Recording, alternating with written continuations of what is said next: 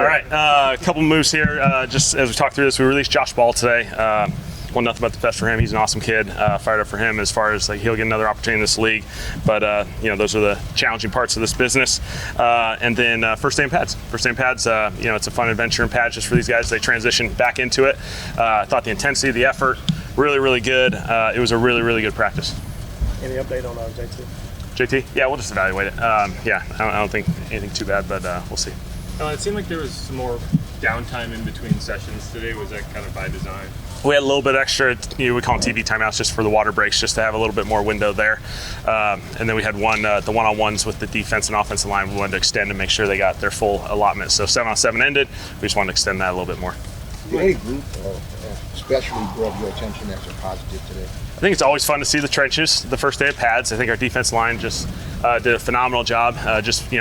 Engaging, beating everyone to the punch, really physical battle between both sides of the football. I thought both sides had some goods and some bads, and that's the beauty of this. Do you feel like after just after one day, but do you feel like you got a better idea of kind of where you stand with the run game in terms of laying that foundation? We'll see. There's still an installation process that we're still going through with all the rest of the next week, really. But I thought it was a great foundation. It was a great first day. Again, really physical battle, and that's what we'll need the rest of the way through training camp. When you see, yeah, for sure. Talked every day about the emphasis on recovery and injury prevention. With Chris and Rashid specifically coming off of injury, you've seen them with the 2s and 3s at times. What's the plan for those guys? Yeah, I think the biggest thing this early in the training camp process is just trying to rotate these guys as much as we can and get different guys, different opportunities. And so, maybe a little bit different than some places like, Sheed and, CO, they're going to maybe take a rep with a 2 or a 3 group. Doesn't mean anything for anyone. We're just rotating these guys as much as we can, give them different opportunities. And as it progresses, you narrow your focus a little bit more, but it's been good. It seemed like we saw the ball on the ground a decent bit today, some punch outs. Is that something where you focus on it with the offense or you applaud the defense? Like, how do you? Yeah, it's one of those things. It's always one's good, one's bad. You get to play in the middle of those two things, and so defense did a phenomenal job. A couple of them are kind of late in the process, which is a good training for the defense, but also the offensive ball carriers. Even as you're late in the process in the pile, it takes that second, third man in to come in and take a shot at the ball. In running it in some cases maybe a new player, in other cases a player in a new position. When they first start to do real blocking, what is your expectation of what you're going to see, and how did that compare to what you saw? Yeah, it's first day pads. Everyone's going to have some good, some that they want to improve on or get back. And I thought our guys did a nice job. It's every day, the pad level, the physicality, the finish, all those things are just going to keep going. And so it's a good start, but we know we're nowhere close to where we need to be.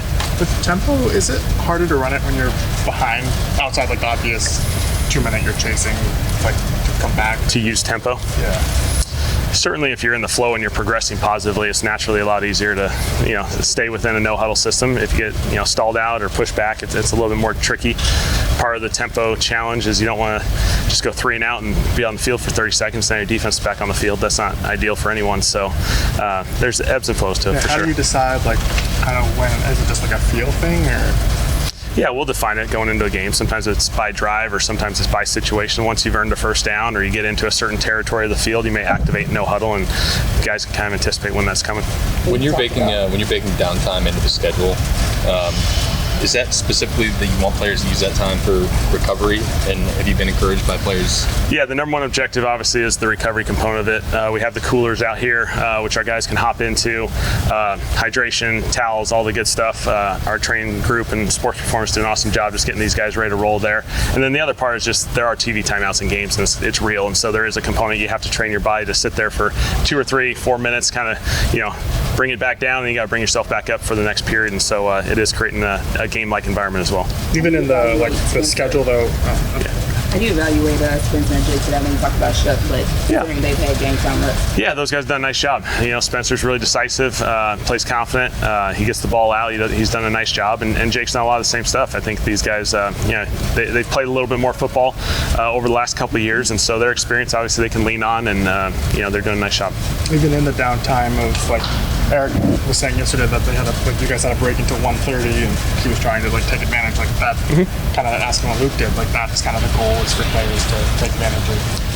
Yeah, there'll be a break within the day. Naturally, our next thing is at 1:30 during the day where we'll review practice, and so this gives everyone a chance to go through the recovery process, go through lunch, do everything they can, create their own routines, and then we'll be back at it for the afternoon.